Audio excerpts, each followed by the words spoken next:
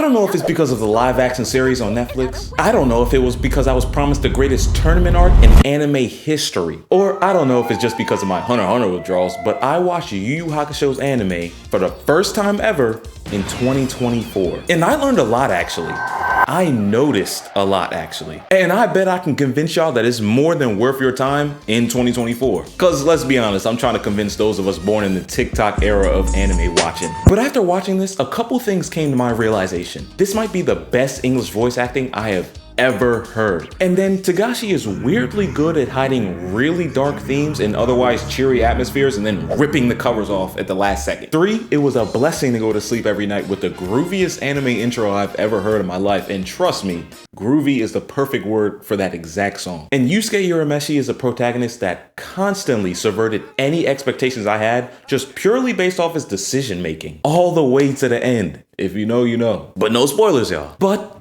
like Yusuke, I gotta admit, the story's not perfect. Most older animes deal with slower pacing at times, where Yu Yu Hakusho, in contrast, deals with really rapid pacing issues at times. And much like another Togashi project, it could give you that horrible, unforgettable sinking feeling in your heart of a rush project that's not really finished the way it was supposed to be at the end. Still, with that being said, Yu Yu Hakusho is definitely an anime must-watch. It's your favorite mangaka's favorite manga. So yeah, you're gonna like it too. This video goes out to the people that have seen it and loved it, but also are for those people that are right on the fence about watching it. And me personally, I wanna thank y'all for not being on the fence for watching the Bread Show. What's up, y'all? Welcome to the show. Everybody coming back, welcome back. And everybody tuning in for the first time, just go ahead and introduce yourselves. And of course, no spoilers. Today, we're gonna be talking about Yu Yu Hakusho in 2024. Yeah, bringing it all the way back from 97. And oh, silly me, speaking of 97, around that percentage of you are not subscribed. Please subscribe to the channel. I promise you, I will return your subscription with consistent content just like this. So please like the video, please subscribe, and let's get straight into the video. 112 episodes, 175 manga chapters, 8 main characters. That's it. 9 if you include Kuwabara's sister, 6 if you don't include her or Keiko, which I wouldn't. Oh, Keiko. Poor, foolish Keiko. No revolving doors, no new cast member or pirate crew member every couple of episodes. Just those characters, 6 characters. And only 4 of them are meticulously developed, layered characters that evenly share the spotlight. And most importantly is the MC Yusuke. He starts out the story as a degenerate without any redeeming qualities that his own mother can't see. And like I said before, this is not some happy-go-lucky, everything works out at the end type of story. At all. But then again, I said he was very developed and multi-layered, so that must mean he grows at the end of the story, right? He's got to grow at the end of the story, right? Yes and no. Yes, he grows, but he doesn't necessarily grow to be more moral or any less degenerate for that matter. Yeah, Togashi wrote him in a specific way where he ends the story still a degenerate, but it's obvious that he's grown and matured. Yeah, you know, it's kind of confusing when I actually think about it, but it makes sense when you watch it. And as a matter of fact, of the 4 main actually fighting developed characters, there's not really a goody two-shoes in them at all. Hiei, Kurama, Kuwabara, all amazing characters by the way, each start out with their own level of degeneracy. Hiei started out as a cutthroat demon, Kurama started out as a literal genius thief, and Kuwabara was the classic school bully. And funnily enough, Yusuke was the one that bullied the bullies, so that should tell you about their friendship dynamic right there. And for those of you who haven't actually watched the story, of course, I'm going to give out characters that kind of fit these certain characters' archetypes, if that makes sense. When you see Hiei, think of a Sasuke, think of a Vegeta, think of a Zoro. He's that rival character that's the MC's measuring stick in terms of straight power. When you think of Kurama, think of Itachi, Lelouch, or Norman from Promised Neverland. He's one of those anime geniuses, one of the people that you gotta hang on every one of their words because they're gonna say something enlightening or that brings to light everything in the situation. He's one of those types of characters. Now, Kuwabara is probably my favorite character in the whole show, which is really weird because I usually don't like the characters that are in his archetype, or at least the archetype I thought he had at the beginning of the show. He was the loud, he was the bully, obnoxious. I was just thinking he was gonna be comedic relief. Nothing was really gonna come out of him. But boy was I wrong. It was obvious that Togashi, the mangaka that made the story, wanted people to feel like that about Kuwabara just so that he could flip the covers on them at the end of the story or throughout the whole story. He's really like the brother type, that iron sharpens iron type, that guy. And like I said, he's my favorite of this type of character, and I couldn't really come up with too many characters that were exactly like him. But Inosuke, Frankie, a little bit of Raphael from Ninja Turtles. I know he's not anime, but you know, let it slide. All of those characters, especially Kuwabara, turn into like a brother type that will really, you know, pop you in the mouth if it's out of love. And yes, just like any other anime, this anime does have the power of friendship, but it takes probably the most mature version of that I've seen in all of animes. It's not really like the cliche childish type of friendship over everything. And speaking of other characters in animes that kind of are similar to Yu Yu Hakusho, there are a lot of tournament arcs in other animes. Tournament arcs are not a new thing to anime at all. And we've seen some good ones. Tenkaichi Budokai, Chunin Exam, Sports Festival. But look here, y'all. Let me put it to y'all like this.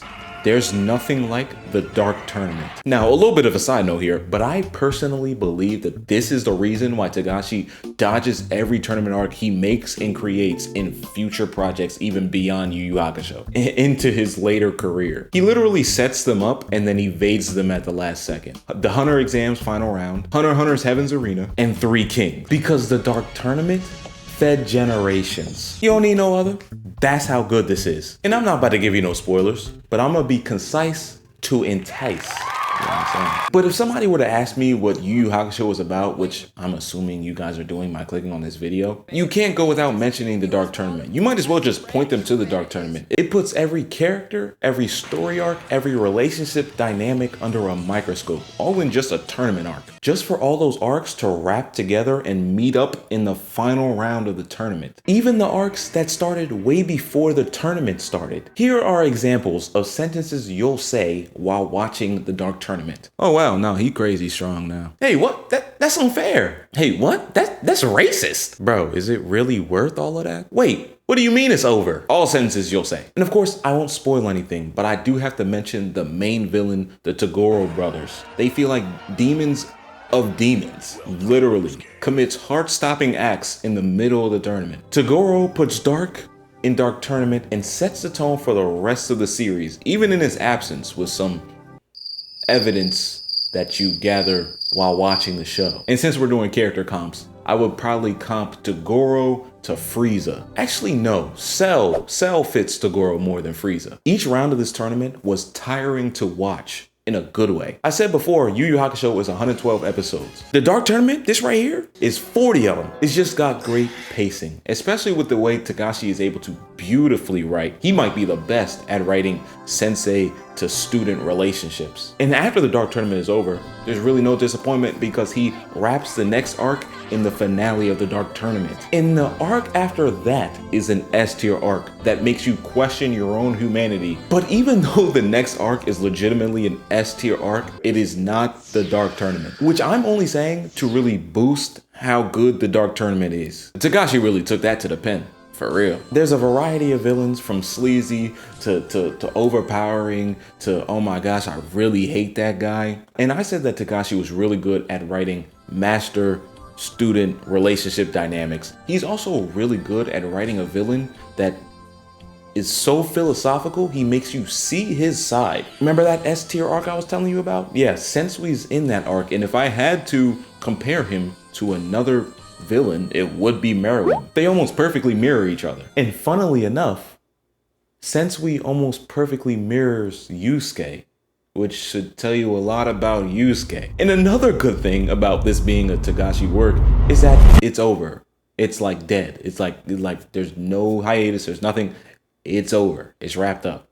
It felt unfinished, but it's over. Never being touched again until, you know, Netflix retcons whatever they want to retcon, but the anime is never getting touched again. The ending in the manga definitely did differ from the ending in the anime. I watched the anime. Turns out the anime company actually changed the ending. And me personally, and I feel like a lot of people will agree with me, is that the anime had the better ending. So Yu Yu Hakusho was subverting a whole bunch of expectations. English voice actors are probably the way to go. And the anime canon stuff ended up being better. So like, you know, that never usually happens across anime. But yeah, after you watch this, it really gives you insight on your favorite mangaka's favorite manga. And I'm being so for real with that. You can see elements in Naruto, Bleach, and Jujutsu Kaisen all here in Yu Yu Hakusho. And the mangakas for those mangas all don't care about giving credit to where it's due. Now, y'all know me, all right? I'm not gonna gush over this thing without giving proper counter arguments, I'd say. And we already talked about some. The fact that the ending was a little bit rushed. And this con isn't really the fault of like the mangaka or the story or anything.